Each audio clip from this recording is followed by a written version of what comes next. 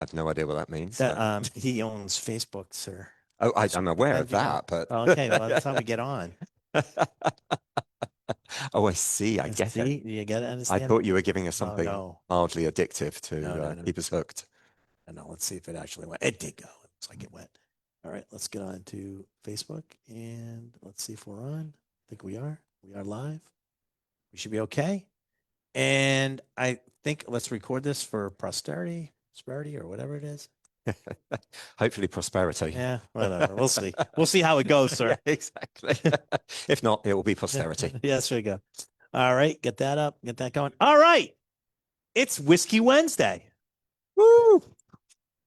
All right, we have a small but feisty crowd here tonight, Chris. It's my kind of crowd. Chris Maybin is here from McNean Organic Single Malt, and I got to tell you, I was it for those in the know, this is a big deal, like that you guys are now selling here, and it's in the United States, and for people who know the brand, are very excited about it. The problem is right now, not enough people know about the brand, so that's what we're here for tonight. Absolutely, and Right? this is our biggest challenge. We're a tiny distillery. We're the 10th smallest distillery in Scotland.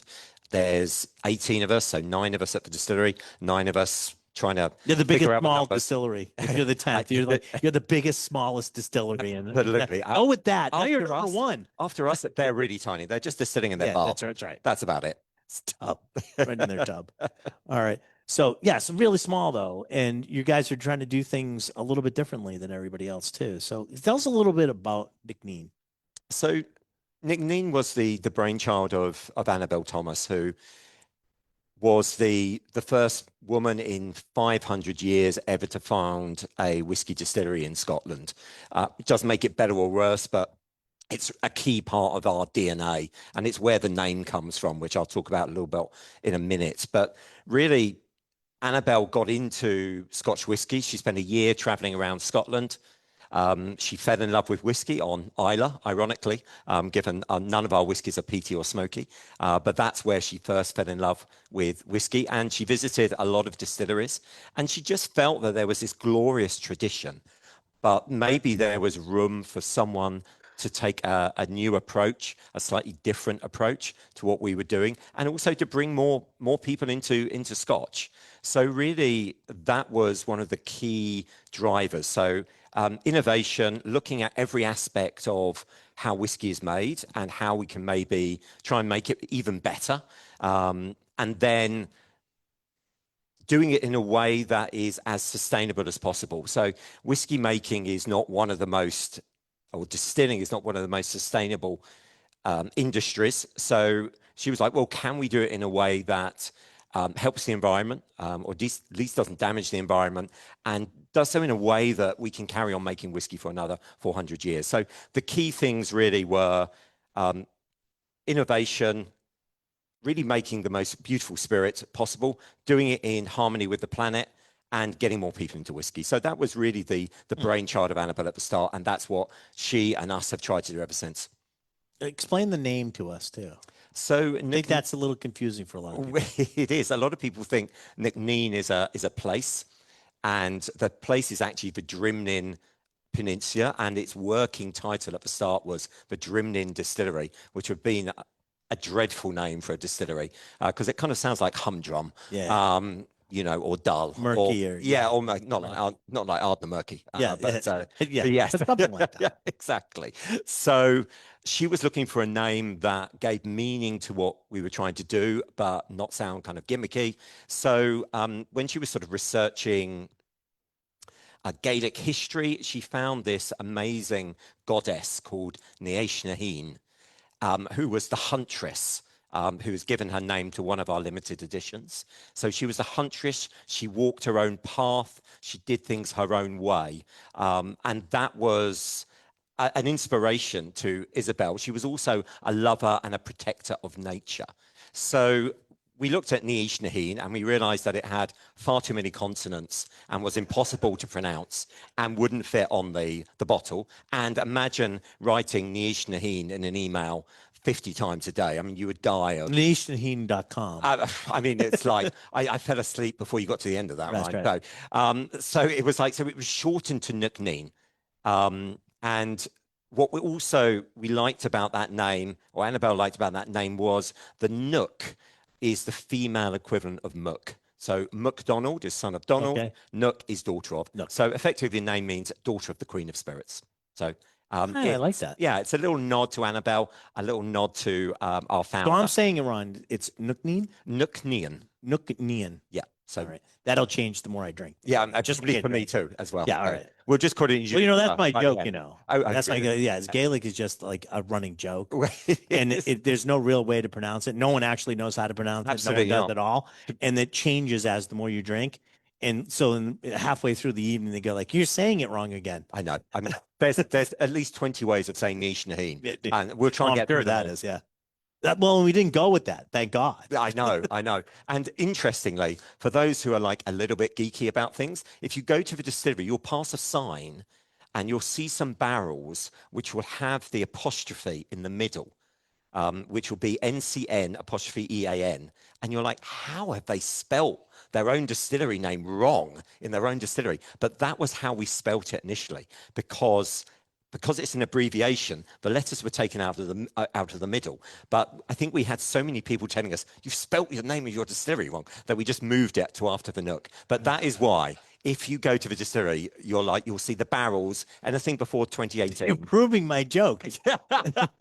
Even as we speak, you're just, it's like a conspiracy theorist just realizing that everybody was wrong and he was right. Ryan, I'm here for it. There we go. Thank you. I appreciate that. You know, I was saying earlier, because the bottles are really beautiful. I love the bottles. I love the painting on them. Thank you. But I kept looking at this bottle and saying "Neen" and going like, it looks so much like ocean to me. I kept thinking that this was an underwater scene. I mean, because of the color of the bottles. I'm like, well, no, that's not right. To be fair, if you go there, you feel like you're underwater in the ocean most of the time. Okay. It is a slightly wet part of Scotland. For those of you who don't know, it's right on the west coast of the Highlands, just opposite Tobermory on the Isle of Mull. So it's about as far west as you can get when you're staying on the mainland. Incredibly beautiful, overlooking the Sound of Mull. At least 2 days a year, you can actually see Tobermory, which is beautiful. The rest of the time, it's just a beautiful white mist. All right, well, that's good. Like that. But yeah, definitely not ocean. I mean, on the bottle, what we hired an artist who painted the plants around the distillery, because we wanted to give a sense of almost when you pick up the bottle, you feel like you're there. You're taken to a place that hopefully brings you a great deal of peace and happiness and enjoyment. So that was always the idea of the bottle. In terms of the actual design itself, when Annabelle was designing it, she said to the designer, I want something that looks nothing like a traditional whiskey bottle. And I think that is definitely succeeded. Success. Because she wanted it to jump off the shelf and people to say, why does this look different? And you start a conversation and you say, well, this is why it's different. Okay. Oh, great. All right. You know what we probably should do, because I've got a slight thirst. Yeah, that's Ryan, right. is that wrong? That's right. So let's start at the beginning, because that's always a good place to start. And the first expression, right, which is just the organic. Yes, correct. So right? NC'Nean Organic, often we called it our flagship, our core product. It's the calling card of NC'Nean. It's what defines what we do. A lot of people say to us, well, you know, why didn't you do like a sort of a cheap entry level? Because we didn't want to. We wanted to produce something that we were absolutely, truly proud of, that rather than people like jumping over the NC'Nean Organic single malt flagship, they would say, actually, this is a great whiskey in itself. And that's hopefully what we've achieved. Just a little word about how we make the spirit. As I mentioned a little bit earlier, one of the key things is concentrating on every little detail before we put the spirit in the barrel. So what that means is that we rest the mash, we recirculate it. We use not one, but always two different distiller's yeast. Anchor, which is the classic distiller's yeast, which gives you the alcoholic yield, but then Fermentis, which brings out the fruity esters. When you go through that, you then get the distillation part. So sorry, the fermentation first, long fermentations. So if you think the average is about 60 hours, we do 2 mashes a week of 68 hours and 3 of 114 hours.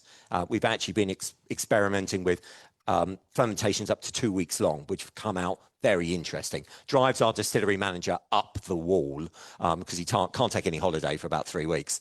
But it's, you know, those long fermentations are a very important part. Then you get to the distillation. We take a very high, narrow cut of the distillate. So if you think the heads, hearts, tails, we take the very top of the hearts. Think about it as color going from yellow to orange to red to purple to brown. All of it can be wonderful, but at the top you accentuate those very floral, aromatic, fruity notes, and that's what the NC'Nean spirit style is. If you taste the new make, then that's what it gets across. After that, what we've done with this is, to this elegant, fruity new make, we then use 3 barrels. The principal one is 55% is STR red wine cask, so the famous barrel used by, introduced by Dr. Jim Swan, who worked with us as he did with many new distilleries. So 55% of the STR red wine cask gives you that little bit of rye spice. Then 43% of first fill bourbon, and then 2% of Oloroso sherry, just for a little bit of seasoning. But the idea behind this whiskey is it's both incredibly sweet, fruity, elegant, approachable, but also has lots of lovely layers. So I hope you enjoy. Very distillate driven still, even with three different maturations. Yeah, I mean, very distillate driven, yeah, which I like. People give SDR red wine casks a bit of a hard rap sometimes, and it can be. You know, if you use them in the wrong way or you don't balance them right, you know, they can be quite overpowering. But what Dr. Jim Swan said, and we think he's absolutely right, is they create a lovely yin and yang with bourbon casks. So when you use the bourbon and the SDR together, they balance each other out beautifully and they form layers on top of each other. But the idea was always, yes, we wanted to be distillate driven, and we do that as much as possible. Yeah, I mean, I definitely you could listen. Any tool can be used for good or evil. Absolutely. Right. So if you're taking different, whiskey, for example, is a good one. But what you end up with is something like this one. I find very, very well balanced. And in a land of extremes, we're always trying to get the highest peat level, or the most, like in beer, we try to get the most bitterness that we can get with hops and stuff like that. It's nice to find a whiskey that has a very good balance to it. Absolutely. And those usually are the whiskeys that I find I end up going back to more. Yeah, because it helps you. It helps you. It calls you back. They're enjoyable. They're enjoyable. Yeah, like I don't want somebody. I'm not trying to make a whiskey that somebody's going to drink once. No, exactly. I want to make a whiskey that they drink every day. Exactly, and more people get into. Right. And when you create balance, you create a lovely harmony that people enjoy. Well, it doesn't matter what I think. What do you guys think? Yeah. Do you like this one? Now, let me ask you a question: is the first time tasting it? Hands up in the air, wave them like you just don't care. Great. All right. So good. That's you got a good majority of people have first time trying it. That's great. Just for interest, has anyone been to the distillery here? I don't think anybody's been. I haven't been there. I mean, it's only an 18-hour drive, so it's and a flight for about 12 hours. Yeah, but you got to get over. You got to get over there first. Well, it's true. We could be there. We could be there by Sunday if we left now. Yeah. So, well, I don't know.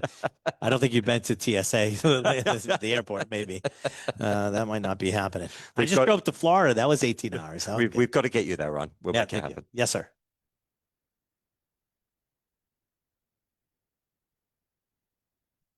All right. The ABV, because Lisa was going to ask me anyways, is 46% because I already looked it up.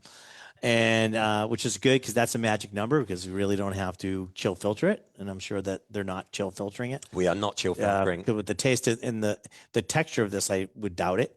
And then with how do you make it organic? Yeah, you don't use anything artificial.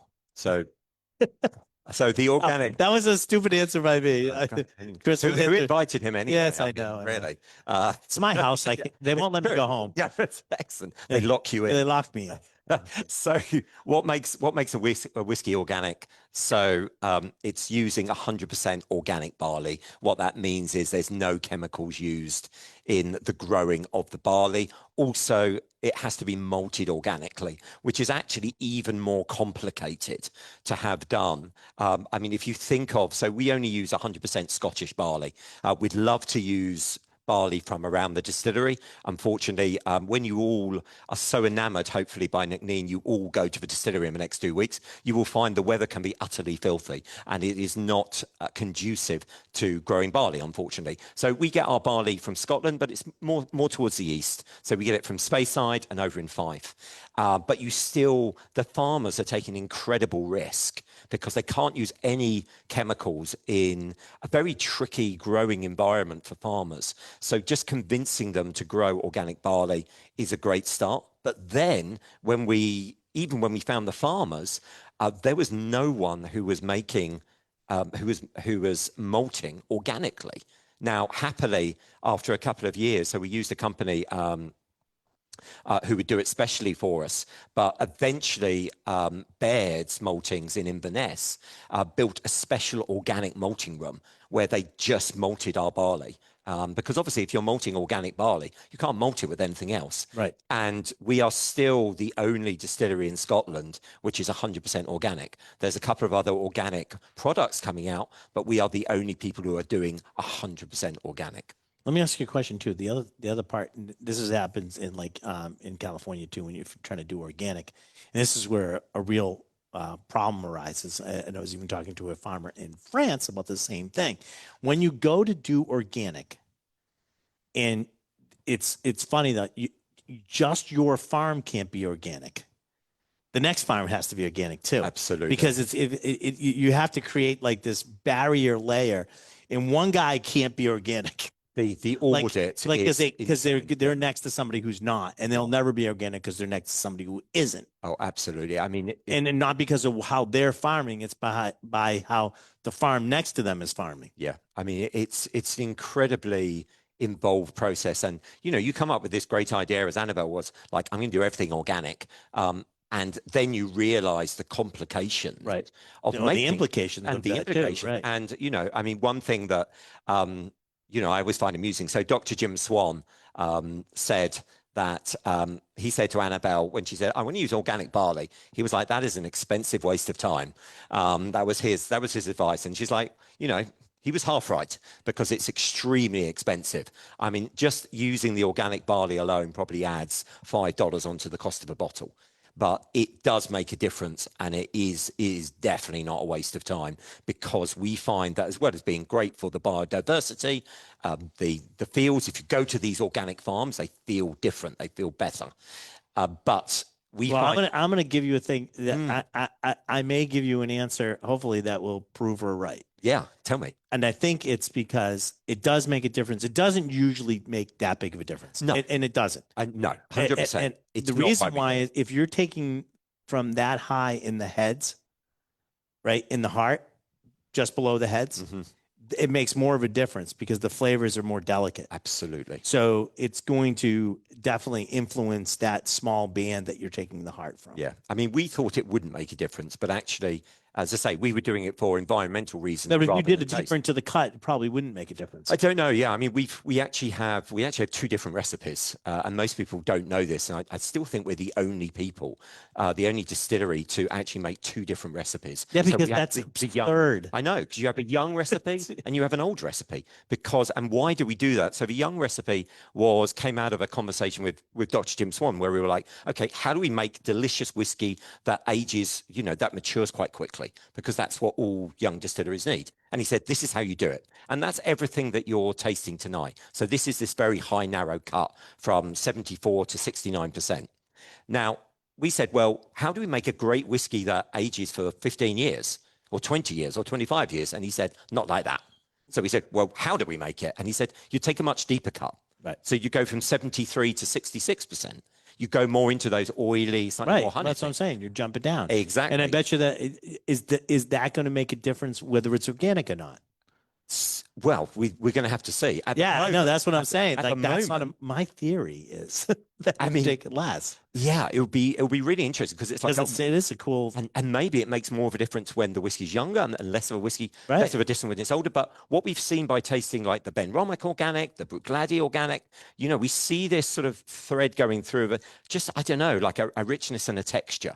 And you know, so that's what we find. We find it in our new make. We find it in some of those other organic SKUs. I think that's So, part of the organic part of that, and the way all of those whiskeys are made probably speaks more to the all in total yeah, of what's going on. absolutely. It's okay. They tend to be a higher ABV, so there's no chill filtration. Yeah.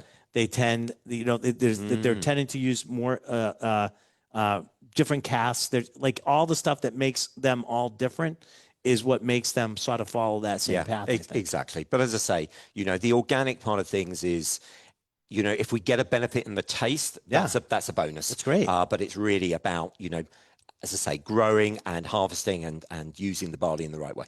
That's great. All right. How about number 2? Oh, Wait a sorry, minute. question. How old is this I can whiskey? possibly tell you. Of course, I can tell you. One thing we insist on being is transparent. So if we know the answer, we will tell you the answer. So the whiskies in this are kind of between. So we started distilling in 2017. So we literally just celebrated our 9th birthday last Saturday. Happy birthday, NC'Nean. But so the whiskey in the age of the whiskies in the one you're tasting are between kind of, there's probably a tiny bit of 3-year-old in there. Mostly it's between 4 and 8. So on average age, I would probably say 6, 6.5, something like that. Yeah. And you know, what's nice about this whiskey though is we talked about it's distillate driven, but it's certainly not grainy. Absolutely. I mean, That's a there's big so many young whiskies that we've all tasted, and you're like, oh, it's really promising. And what that means is it doesn't taste. That's a really very nice way. I usually just go, this is just way too young, dude. Yeah. I know, I'm too polite. I know. All right. Well, what's the second one we have here? Right. So this goes into the second, the heart of why we exist, which is, you know, trying things out, experimenting. So this is all about yeast experiments. So with the Huntress Lemon Meadow. So Huntress, if you remember, the goddess, she walks her own path. So in the case of every year we release a new Huntress limited edition, and it's all about either yeast trials or distillation trials. This year it's called Huntress Lemon Meadow, and this is using a champagne yeast. So if you remember, we use the Anchor yeast, we use the Fermentis yeast, which gives you those fruity esters, and to that we add 1/4 is this champagne yeast. Now, the aging is exactly the same as the first whiskey. The age is pretty much exactly the same, marginally older. And the ABV is 48.5 rather than 46. But everything else is exactly the same. So what blows my mind about this whiskey, and as a whiskey lover, I find it fascinating the difference that's made by yeast, because in Scotch, Absolutely. not many people are releasing yeast fermentation experiments. Not enough. They are in American whiskey, they are in beer, but in Scotch, it's just not enough of it about. And for me, it's fascinating. And most of them use the same yeast. Exactly. Yeah. Most people just use like, you know, whatever, Distill Max or Anchor or whatever you want to call it. And that's for alcohol yield.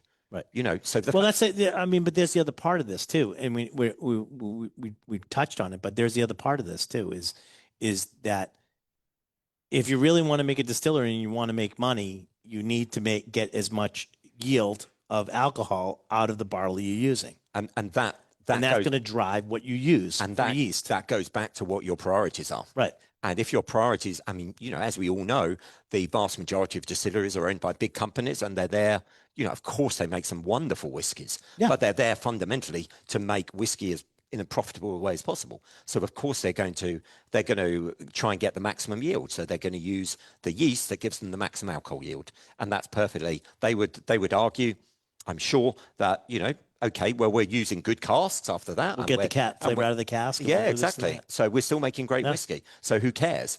What we're saying is like, well, let's try doing it a different way and seeing how it turns out. And that's what Huntress Lemon Meadow is about. We call it Lemon Meadow because for us, you know, the citrus is really accentuated. It's like that field of lemons in a lovely meadow of flowers. That's quite Floral good. citrus. I call it good.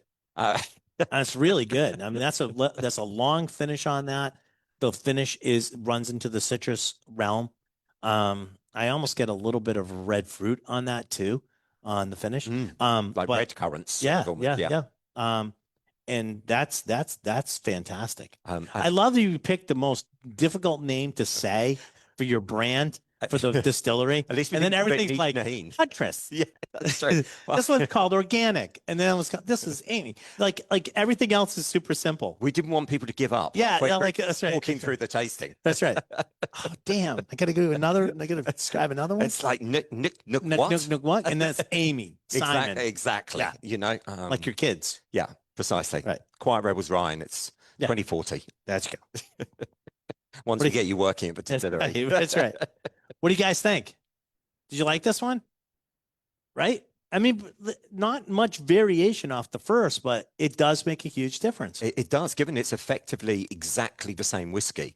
But if you tasted them next to each other, you'd say, sure, I see the family resemblance, but DNA is there. But there are noticeable That's differences. very noticeable. And that's all down to the yeast, which, as I say, So find this is, excellent. if you like this one, this is gone, basically, right? Because the Huntress is always going to change. That's right, correct. So this is, you know, there's just So if you like Lemon Meadow, then yeah, you buy Lemon Meadow. buy as many there, you know, run to the shelves, rip them off, and and pick them up. Yeah, so there was about 600 bottles in the US, yeah, the next one that we're going to release will be another yeast trial, something completely different, and so you just discover every year. Now So- let me ask you a question, because you're young on this. You know, this is a fairly young distillery. Yeah.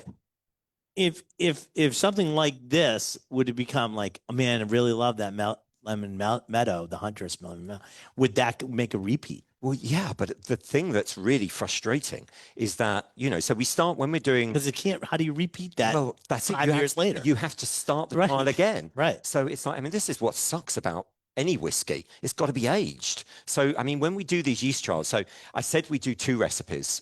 We actually do 3 because we do 80% of the young recipe, 15% of the old recipe, 5% of the yeast trials. And that's like a bucket. So you have a bucket, you put 50-50 of the anchor yeast, and then we just trial different yeasts. We test that bucket trial. And if it tastes like pretty good, we then do a distillation run for a couple of weeks. And then we put it into barrel and we wait. But you're absolutely right. So we get to, you know, the Lemon Meadow, which was the first ever trial we did in 2017. So we're now, you know, 8-9 years down Right. the road, and we're like, this is great. But Let's you're not do it distilling. again. You're not distilling that. You're almost not distilling that younger whiskey style again now. Well, that's Right? it. So Yeah. I mean, but we're still making that young whiskey, but that young recipe. But yeah, we'd have to start now, and then it'll be ready in another 8 years. Right. Exactly. So it's kind of both wonderful and frustrating at the same time. But you know, I mean, You know what's great about whiskey? There's always more whiskey. there is more. That's what's great about whiskey. Never run out. Never run out. Particularly in our collections. Yeah, that's right. Thank goodness for that. All right. I like that one. That was good. So let's try the next one, because I'm not quite sure how to pronounce this. Is it Amy? It's Gaelic, so you can say it however you like. We call I it. hope you like it. Yeah. Yeah, we call it Ashashuf. Yeah. So there we go. Flipping that up. You've got to grow up on the Drimnin. I know, and know I that. know. If you know, you know, right? I know. You know. So Okay. okay, so give me the reasoning behind the names now. So Quiet Rebels is our other limited edition Yeah. that comes out every year. Quiet Rebels is a tribute to our team. NC'Nean is all about community. You'll know if you go to the distillery, it's a very sparsely populated area. We've given jobs to people. Before this year, a baby hadn't been born on the Morven Peninsula for 30 years. There's now 2 coming this year, which is a bit of an HR nightmare, but it's a wonderful thing for the area. Fantastic. So it's all about the people, and it's the people at the distillery. So what we do with Quiet Rebels is, the longer you've worked at the distillery, the sooner you get your whiskey. So the first one was Quiet Rebels Annabelle, then Lorna, then Gordon, our distillery manager, and now Amy, who was our head of sustainability and visitor center manager. So what happens is they sit down with our head blender, Matt. They say what they like, what they don't like. And then they make a whiskey together and we release it all around the world. And then just to show what, shine a spotlight on that person, what they like, and hopefully make great whiskey at the same time. So what we have here with Amy, she has a quite a sweet tooth. And also she, as head of sustainability, she wanted to do something. So you reused all the whiskey. Absolutely. We reused, I know, we drunk it and then we didn't. No. We wouldn't go that far. We wouldn't go that far, but she was like, I want you to make this even more sustainable. So our head blender Matt found a Quite sweet. It is quite sweet, and it's got I find a lovely sort of luxuriance texture to it. So Matt Hastings, our blender, he found a producer in the south of France, in the area which some of you may have heard of called Maury, which is a bit like a French port. It's a fortified French wine from just west of Béziers. It's normally red. It's a great match with chocolate. This one is actually a white Maury. So the white Maury casks from an estate called Clos de l'Origine, which is a biodynamic estate. So they were doing things with the same philosophy as us. We had a chance to reuse their wine barrels, so we brought their barrels over. So 19% of this whiskey is aged in those Maury casks, then 18% in bourbon, and the rest in STR red wine. So, but that Maury, even though it's less than 20%, it has such an impact on the style of the whiskey. So whereas the Huntress is all about the spirit production and the character of the spirit, the Quiet Rebel series is more about using barrels and casks to influence flavor and to shape it in the way that individual people would choose and like. So all about the wood. Respect the wood. Respect the wood, exactly. I mean, when we say we focus enormously on spirit production and distillation, that doesn't mean that casks aren't incredibly important and can't do beautiful things. It's just for us, just part of the story. And that part of the story is Quiet Rebels. Would you guys like this one? Like the mouthfeel on that one? Yeah, I think it's got a it definitely shows that sweetness, and you even get some of those caramel colors in there from the bourbon barrels. Yeah, and you still get a little bit of that red fruit from the STRs. Yeah, I mean, really well balanced, but it skews a little bit more sweet for me. Yeah, exactly. I mean, for me, and I know we're both enormous fans of Compass Box, it has that sense of hedonism. You know, for those of you who've ever tried the hedonism grain whiskey, so obviously this is a single malt, it's not a grain, but it has this kind of velvety coating that makes you want to creamy sweetness that makes you want to just sit in an easy chair and just watch the world go by. And that's what this does for me as well. Really nice. So I really like it. This one sold out. Oh, right? really? Yeah. So I hope you don't like it too much. So don't like this one. No, don't like it at all.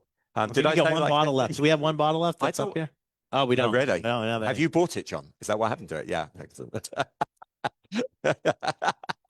He kept singing that song today. I should have known. Yeah. Amy, what you got? That's what it was. I should have known. Is that a real song, right? It is a real, not the way I sang it, but it is a real song. That's delicious. I like that. Yeah. I'm going to have to get invited over to John's now. So there we go.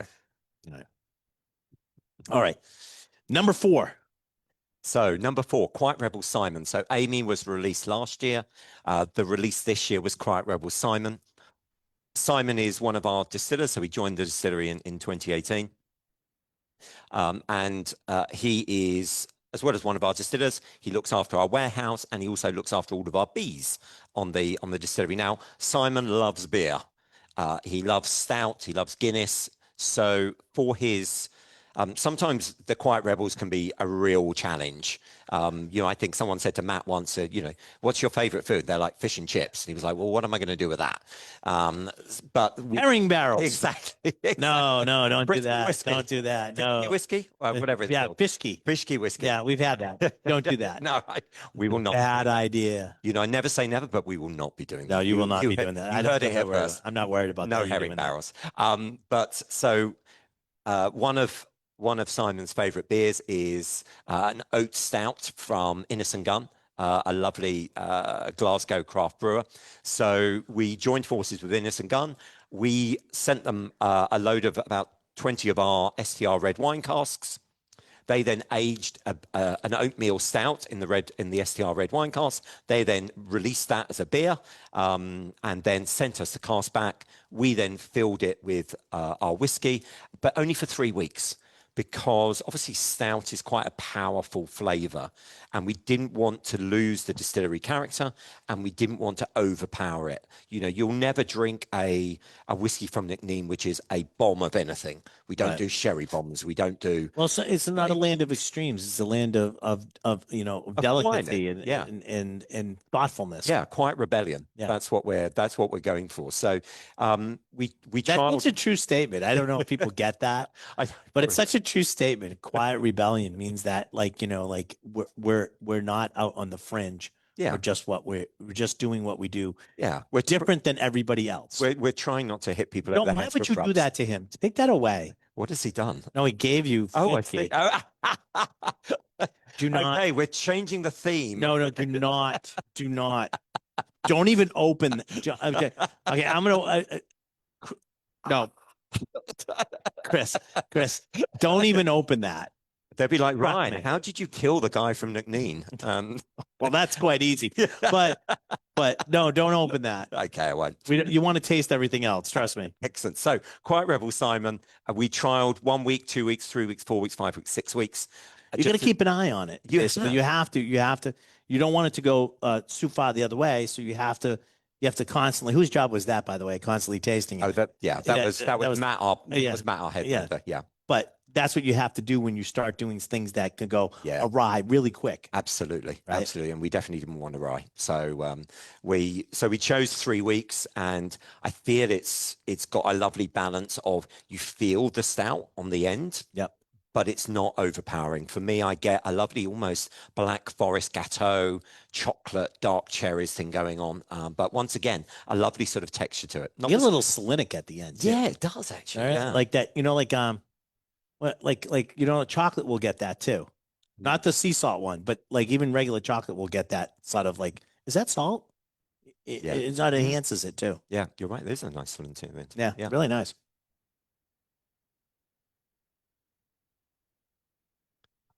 Absolutely. The distillery characteristic is still coming through. The distillery characteristic is still there. Yeah. It's not. Yeah. It's And not law, and that's why you have to keep tasting, because you'll start losing that quickly. Yeah. And that's, if you lose the distillate, then why have you put all of that energy into making a great distillate? Right. Absolutely. I like this one too. Yeah. It's really good. All very different. Yeah. So different. I mean, we try and just change one thing at a time, so you can really see what is making the change in flavor. So, with Huntress, we were changing it to a champagne yeast. Mm-hmm. With Amy, we were changing the cask. With Simon, we were changing the cask. With the cask strength that we'll taste in a second, we were just changing the ABV. So just one thing at a time, and see what does to the Is flavor. Simon the same ABV as Amy? It is, yeah. It is. 48.5. 48. Yeah. So What'd you guys think of Simon? Yeah, I think we just got Simon in. yeah, it's on shelf. Yeah, no, but I think like I was saying. Oh yeah, we brand just new. got it. Yeah, brand new. Yeah. Yeah, Simon. Amy's old news. Yeah. No. Simon's the new kid on the block. Sorry, Yeah. Amy. I mean, naming a whiskey after a member of staff is a great staff retention model. But Amy did leave just after she got her bottling, but she was there for 8 years, so she put in a great stint. And it's thanks to Amy. I'm on the record. It's thanks to Amy that we got our B Corp. It's thanks to Amy that we use 100% recycled glass. It was all down to her work on the whole sustainability thing, and she now. In fact, I was just waiting for. Well, Amy was a pain in the butt, so I mean, look, we're all a pain in the butt. Yeah, that's true. That's true. She was never a pain in the butt. Yeah. For the record. For the record. She was a For the record. wonderful woman, but she's actually gone off to work full-time in sustainability, because she was our visitor center manager as well. Right. And she got so into it. She was like, I want to do this all of the time. Right. And that's what she's gone off to do. And that's great. She'll do it brilliantly. Nice, beautiful stuff. All right, number 5. Now we're going to go into the cask strength, right? Yeah, exactly. So for me, this is the purest expression of the distillery, because it's exactly the same whiskey as the first, the NC'Nean flagship organic that you tasted as whiskey number 1, but it's at cask strength. It's at barrel strength, so 59%. And we wanted to do that, because a lot of people, particularly whiskey lovers, want to taste that higher strength expression from a distillery, which is completely fair. And secondly, we wanted to show that sort of completely undiluted NC'Nean house style. And hopefully what you'll find is once again, the way we distill things, the way we do things has meant that there's no heat on this, there's no burn. It's intense, but it is wonderfully still very smooth and elegant and refined, just at a slightly higher volume. But it really helps the distillery almost like spread its wings and show you all the flavor that it's able to bring. If you want, add a couple drops to this, or do the Randall Bird method where you take a nice swig of water and then drink the whiskey right afterwards. But I did both ways. So now I probably didn't bring that down that much. It was a couple drops of water. So maybe instead it's sitting at maybe like 115, maybe 110. Beautiful. Yeah, Beautiful. I love it. I like it with a couple more things. It presented themselves with like a couple drops of water. Yeah.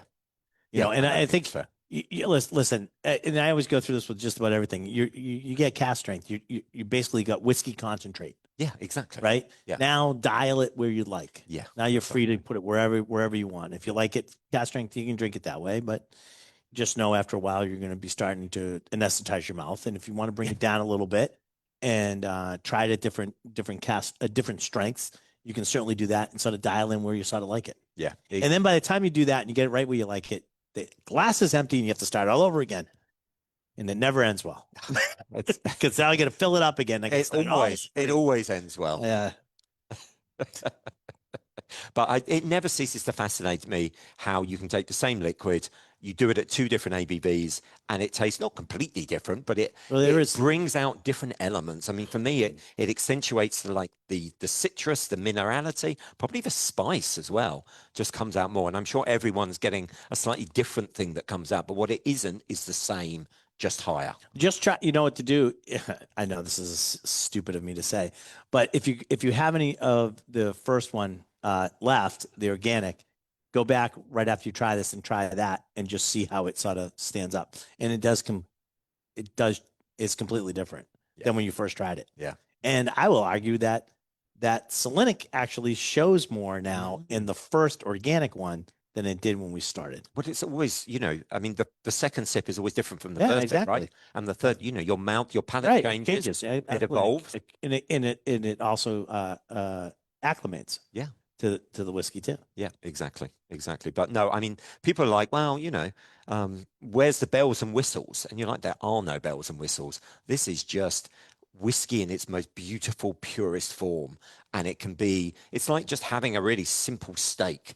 Sometimes it can be one of the most beautiful things that you can eat. And I would argue the same for the cask strength. Yeah, sometimes I don't need a Swiss Army knife. I just need the knife. Yes, absolutely. Depends what you do with it. That's right. Well, that too. All right. So last one, what's the name of the last one? So the last one is called, I mean, like we've been joking about 8A. Yeah, like, I mean, it's 3 letters. I mean, how hard can that be? Yeah. It's pretty hard. In Gaelic? It's Gaelic. It could be anything. 20 different ways to say that. Yeah. It's pronounced Bob, Yeah. So, yeah. Oh, that was one for you, Bob. Yeah. Bob's your uncle. Yeah, we've named Bob for you. That's right. So it's pronounced Oon. So it's like a sort of a Scotsman saying one in French. So that's how you. It's AON. Oon. Oon. I would be like Aeon. I know. And to be fair, I mean, Aaron. Yeah. I mean, it is not an insurance company sponsored product. Yeah, that's right. There you go. It's Oon with Gaelic for one. And so, of course, that is our single cask range. So it is our, this is the greatest part. It is 1, so it's our 6th whiskey. Yeah, exactly. So this is an ex-Amarone cask. It's one of the first Amarone casks we've released. Certainly the first one ever in the US. This is a US exclusive, 491 bottles. That's lovely. 490 now. distilled in 2020. So we have a code which is 20264. That means it was distilled in 2020 and it's cask number 2674. So very simple. And now this was matured for 4 years in first fill bourbon and then 2 years in Amarone. So, I wouldn't even call it a finish. I'd probably call it a secondary maturation. It's a double cask. Yeah, exactly. That's I think 2 years. they're starting to because there's no rule. They're trying to, there's no rule. They're starting to lean towards 3 as a double cask. Oh, and anything under that would be a finish. But, right. But I mean, yeah, you say potato or potato. There's what's a small batch? We'll start on that one. What's craft trying? So yeah, exactly. For those of you who don't know, and right, an Amarone is basically they take the grapes and pretty much dry them in the attic until a lot of the water has left. It's almost raisin-like. It's not quite raisin, but almost raisin-like. And then that's when they press and get the juice out and stuff like that. So it's really like this like viscous sweet sort of and then they make the wine and it changes again, but it's still this rich sort of flavorful wine. Yeah, it's almost port-like. Yeah, its richness. I mean, it's a wonderful wine made from the and they're grapes. just gorgeous and not that easy to make. No, exactly. And you think of a lot of time. Yeah, the grapes are dried, so when you crush them, you get this concentrated juice out of them, but much less. Much less. So it's a real gift. What's that? It's well, in the fact of what it ends up with, it's like ice wine because you've taken out liquid. There's different ways of doing liquid, right? You can freeze it. That will get rid of most of the liquid, right? It's frozen. It's not going to go through. It's out. You can use botrytis, which will basically like a webbing that draws all the moisture out of the grape. Or you can do something where you use the sun and heat and attic to sort of get these things, get the water out. It's always about getting the water out and getting a concentrate, which what's left in a grape after you take the water out, most of the water out, is, flavor and sugar. Yeah. So you're going to get that. And usually when they finish fermenting an Amarone, it's usually a higher ABV than a lot of wines. Yeah. It's up there in like the 14, if I remember. Yeah. If I remember correctly, it's usually around like the 14, 15, 16. Yeah, absolutely. Somewhere in that range. Yeah, certainly 14, 15. Yeah. It's a big wine. It's a powerful wine. And so that's why, once again, you want to use it quite carefully. And you can but 2 years, that's a good amount of time. A good amount of time. But we felt it was right. We felt it was ready. Any longer, the wine would have taken over a little bit too much. Any less time, you didn't get enough of an influence. We feel that's pretty perfect. I mean, you can see it in the bottle, not so much in the cup, but you can see it in the bottle. It's got almost like a sort of pinky tinge to it, almost like a slightly red tinge from the wine. And hopefully, when you taste it, you get once again the distillery character, but that lovely sort of dark red fruit. I love this. This is a thinking person's whiskey. That's why we like it, Ryan. Yeah, you sit down and really sort of become involved with this and really taste it, and it changes too. Yeah, and that's what starts changing. That's what a great whiskey. There's some whiskeys like like the NC'Nean Organic, the flagship. That's a whiskey for sharing. That's a whiskey for enjoying. Right. And this is, you're right. It's a whiskey for sort of sitting down and like thinking about it, right? And tasting it and seeing, just appreciating the complexity of great Scotch. Really nice. What do you guys think of that? Good. Everybody get a thumbs up on that one. It's okay if you don't like it. We have security. I'll take you right outside if you don't like it. But it's really good. Why do you think? What's that? It's also John's whiskey. This one just came in. Yeah. So we're good on this one. And then for those who are interested in the ABV, it's 57.1. So it's, I mean, I don't know what you thought, Ryan, but I actually feel the alcohol almost comes across higher on this than on the cask strength, which is 59. Yeah, but once again, quite interesting. It does, but in both instances, it is what I like to say is it stokes the fire but doesn't choke the chimney. You feel that warm feeling. Absolutely. But it's not so much where you're no, it's not burning. Burning. Yeah. Right. It's a lovely, reassuring. Yeah. It's a warm hug. It is. Sometimes a bit too much of a hug. Well, it's too much. Yeah, sometimes. So, well, Thank you, Chris, so much for doing this today. No I really, problem. really appreciate Thanks, this. everyone. This has been fabulous, and hopefully everybody here and that has been here has learned a new thing about a great whiskey. Hopefully, anybody that's watching us also got something out of it. I hope you enjoyed watching us. People on well, this becomes a podcast and so forth. I hope you like doing it, but we get some other stuff to talk about. You guys online have got to go. We'll see you later. This was great having you along for the ride, but you really should have been here. It was awesome.